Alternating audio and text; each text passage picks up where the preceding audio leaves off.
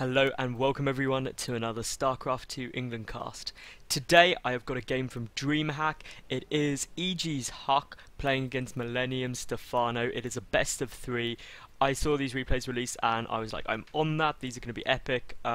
So yeah, if you didn't watch DreamHack, well, you've got the replays here. They're being cast. They're awesome. If you did watch DreamHack, watch them again because they're still awesome games. So Stephano, for anyone who keeps up with SC2 news, will be aware that at DreamHack's after party, he maybe got a little bit too drunk and had to be carried out by bouncers.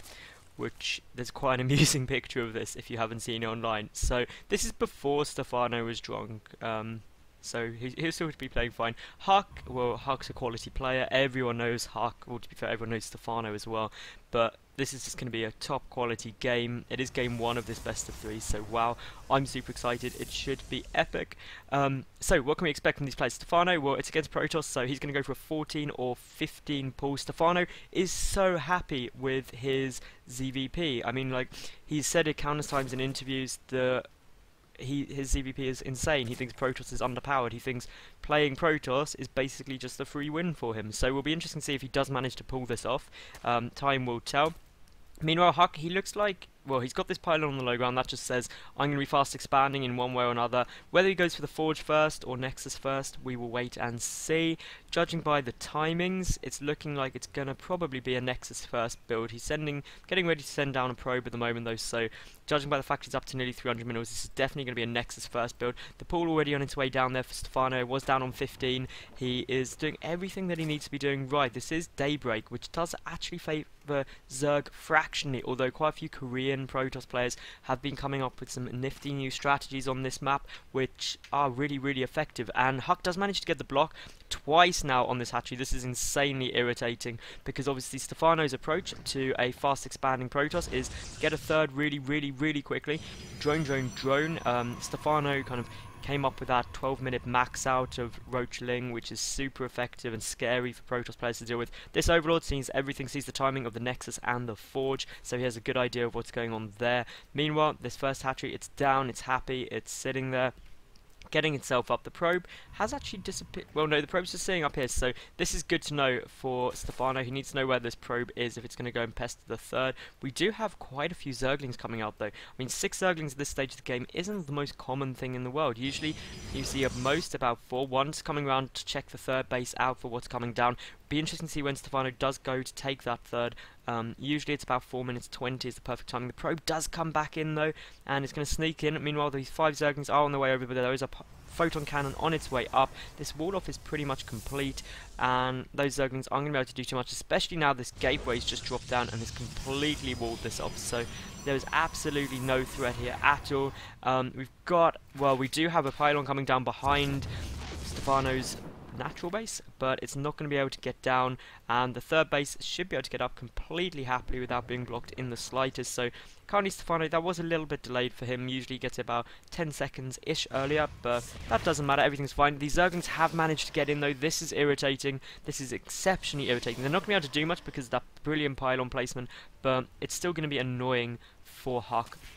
And especially with this kind of sentimental patch, one probe does go down. That is a good little kill there straight away. A Zealot getting Chrono boosted out though at the moment, and these two Zerglings doing absolutely everything they can. Look at this micro by Stephano, just keeping getting as many hits off with those Zerglings as he possibly can. The Cybercore just down now for EGHuK. He's running on 2 gas, which he's just putting probes into now. Still kind of boosting out those probes. Stephano's got this Overlord there ready to get the timing on these 2 gases. He's also can move in to get a look at the chrono boost coming off if he wants to. Meanwhile though, queen-wise, he's got Queen of the main. He's got Queen in production at his natural. He's dropped down a Creep Tumor. Creep Tumor is incredibly important. Obviously, it spreads the creep, gives you early vision, gives you increased move speed. It just makes defense a lot nicer. Now, we do have this one Zealot on its way over to the third base to come and harass. Won't be able to do too well though. There's a Queen there. There's 2 Zerglings out on the way as well. And to be honest, I don't think Stephano will have too much trouble here dealing with that Zealot, but we will wait and see. We've got Warp Gate Tech on its way out for EGHuK, as well as that +1 ground weapons. And Stephano, he's still just droning, which best thing to do. He wants to get up to those 70 drones. If we look at the moment, he's still only fractionally ahead, starting to pull ahead now, and especially with this third hatchery out, that's when really macro mode goes crazy. 4 additional gateways being added on here by EGHuK, so that's going to take him straight up to 5 gates. He can put on a nice bit of pressure there, but he's adding on more. He's going all the way up to 7 gates, and really a 7 gate push is such a 2 base all in. If Stephano can hold this, he's going to be absolutely fine. He's got that roach one on its way out. He's got the 2 gas up. He's got his 3 bases. If we look at the worker count, he's coming up to 50. He'll be there very, very shortly. He is really just getting everything he needs. He's getting a lot of zerglings out, ready to start dealing with these pylons. Because these pylons are coming down, it says everything that Stephano needs to know. There is a big push coming in. If these pylons are on their way, then wow, he's going to have problems. Great overlord placement, knows exactly where they're going to go. 1 is already on its way down, 16 zerglings, 6 roaches are in production. Warp gate tech has literally just finished now for EGHuK. He's getting all those warp gates that he would want. 1 pylon was forced to cancel, but there's still this back one which Stephano does know about, but when is he going to go and try and take it down? Here we will see the lair on its way out. We've got more drones, so Stephano very, very happy with what he's got already. But here comes a warp in, a lot of zealots coming, so we're going to have to wait until the rest of these zerglings and roaches make their way across the map to deal with this pylon. And really, EGHuK has got to play this just right. He doesn't want to lose all of these zealots. These sentries are on their way. Those sentries are going to make such a difference to this engagement with those force fields if they do come off well. But speed, not quite yet done. Stephano so badly needs that speed upgrade. We will see the pylon does go down there. So Stephano, he is looking to be in a great, great spot. We've got that robotics facility on its way down now. Where exactly, I am not sure. There we go. So 1 robo coming down. We've got a 3rd base, which is going to be forced to cancel with all these zerglings here. And this is not looking good for EGHuK at the moment. And we do have quite a large amount of forces coming in. But Roach is coming from the back, and this is not good. EGHuK is going to get his entire army trapped between this force and the sentries. The sentries get surrounded by those zerglings. Some good force fields, but all the sentries are going to come down. The zealots, they're getting picked off. And if these sentries fall, it is not going to be fun. 3 more sentries are warped in, but they are already so low on health. But for the moment, EGHuK is going to hold this. But 1 more sentry goes down, and to be honest, this is not fun. Every unit that EGHuK loses here is 1 more than he wants to, and these sentries are going down literally 1 at a time. And great use of these roaches here. Another sentry falls, and if he gets all of these sentries, it is just not going to be fun times in the slightest. If we look at the loss tab, well, already 700 resources more lost for EGHuK, which at this stage of the game is nearly double. So this is really not fun at all in the slightest. Stephano, he's in a good spot though. He's droned up very heavily behind this, up to 71 workers, which is exactly where he wants to be. He's getting out a lot of roaches. He's got roach speed on the way, the +1 melee attack. He's still droning up as well behind this. He's getting a 2nd Evo chamber, and really, he couldn't be in a better spot. He's getting out macro hatch, he's getting out his infestation. But this 3rd base for EGHuK still on its way, trying to come out. We've got the 1st immortal down, we've got an observer on its way out. But just look at the stream of roaches, they are on their way. They're not going to be able to do too much now that immortal's out. I think that's going to be the big problem that Stephano needs to deal with very, very quickly. Although with just 1 immortal, it can get focused down. It will all come down to how well those sentries can get force fields off. But 2 cannons very nicely positioned here, 2 more gateways being added on. Stephano double expanding though, taking his 4th and 5th base at the same time. A warp prism is on its way for EGHuK, and it'll be really interesting to see what comes out of this. 1 observer for EGHuK, absolutely essential. And EGHuK's unit positioning perfect. To stick it between the natural and 3rd, you can defend both if need be, or whichever way Stephano chooses to go. Now, really, I don't expect Stephano to try and engage yet, sending just 1 roach in to get counting the units, and we'll see that he has nowhere near enough to deal with this. He's got pathogen glands on the way, so we'll probably wait until he's got those infestors out before he engages. The creep spread getting a lot nicer, and really with these 1-1 upgrades on their way out, as well as the pathogen glands, roach speed has now finished up, and we've got these roaches actually running in, and they've managed to pick up a couple of units. But with those photon cannons there as well, he is not going to have fun. We'll get a probe or 2 though, but all of these roaches, they are going to go down. They're going to get absolutely demolished, and that, well, it hasn't actually been too cost ineffective so far for Stephano. He's got quite a few probes, but if you look at this, this is just a stream of zerglings ready to reinforce if he needed to. 10 workers killed by Stephano at the moment. He's now to 86 to 50, so Stephano's income is going to be absolutely crazy. If we take a look at this, you will see just how sick it is. I'm surprised he hasn't taken that rich recipe and geyser yet. That'd be really useful to keep like maximum gas for a few drones. We've got a drop coming down in the main, a lot of zealots and a couple of sentries, but this Ling Infestor force was able to deal with it so easily. The Warp Prism is still up though. It'll be interesting to see if it is taken down. It should be able to get away, but in we come with another wave of Warpins, but a big fungal growth straight away goes down on everything here. The Infestor's on the low ground, so the zealots can't even get in there. But meanwhile, we've got HuK moving across with a bigger army here. He has managed to take out this 5th base, and essentially you've now got Stephano sitting there waiting to see what can go on. And this is just not, well, HuK's happy. He's taking out the 5th base, and he's going to pull back. He's really kind of where he wants to be. He's got a good force on its way out. He's getting that robotics bay. He's getting the Templar archives. Stephano, he's getting up a spire, so he's looking to transition into Broodlords very quickly. He's got his hive on the way as well, so we're going to see Broodlords very, very soon from Stephano, who is at an amazing supply, 180 supply to 113.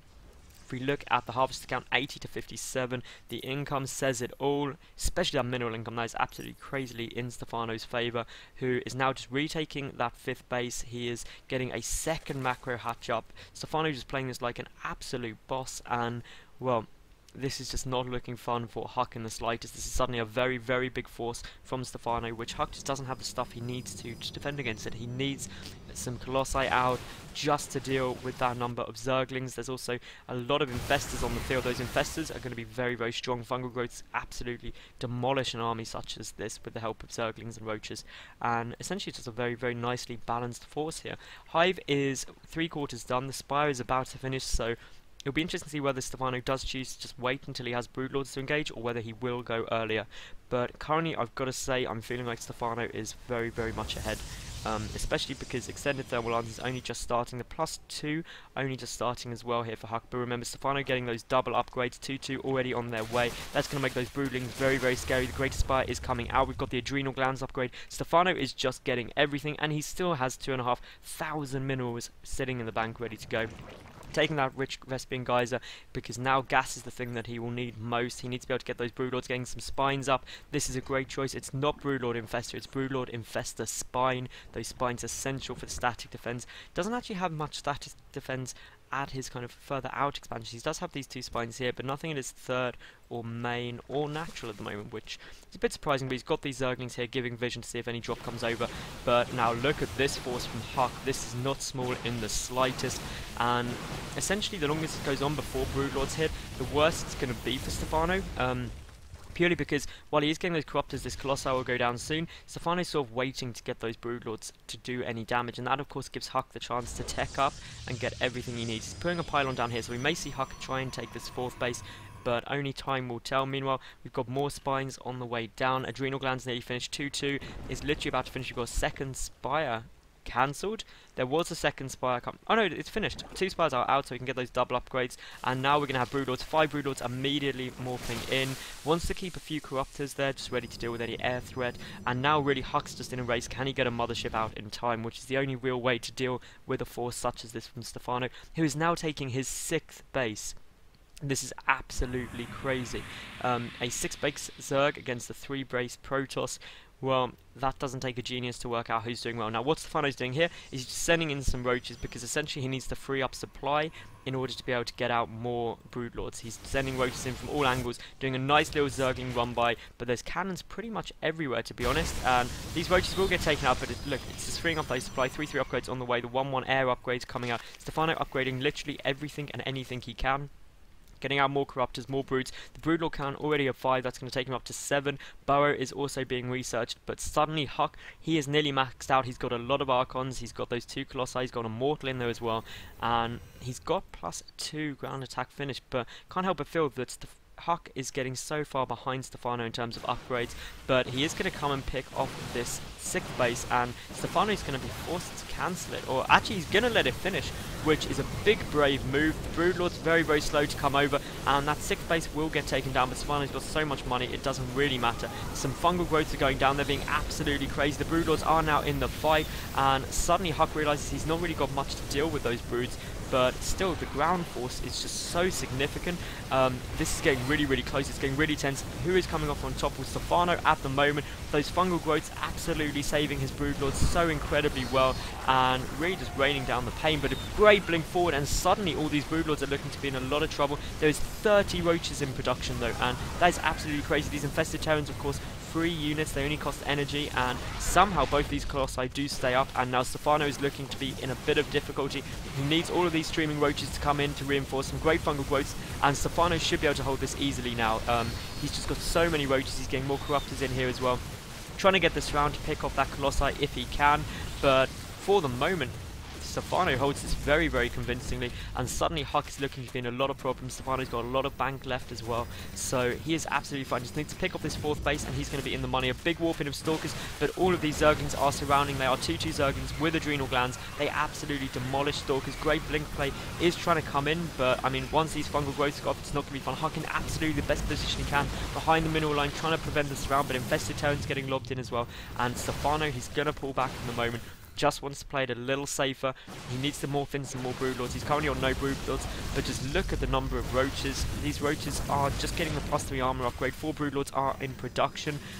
Well, this is absolutely crazy. Stephano, he is just powering his way through, just purely producing nothing but army at the moment. Those 5 broodlords, those 26 Zerglings coming through. The 4th base of EGHuK does come down. Meanwhile, Stephano behind this is taking his 6th and 7th base, because why not just get more? 7 broodlords are in production now. The infestor count is the only thing which is a bit worrying. Only 1 infestor out at the moment for Stephano, but to be honest, there's just not enough stuff here for EGHuK to be able to deal with this. He's running really low on resources completely. He's mined out his main pretty much. His natural getting very low as well, and with no 4th base down, he's going to have real problems keeping up with Stephano in terms of production.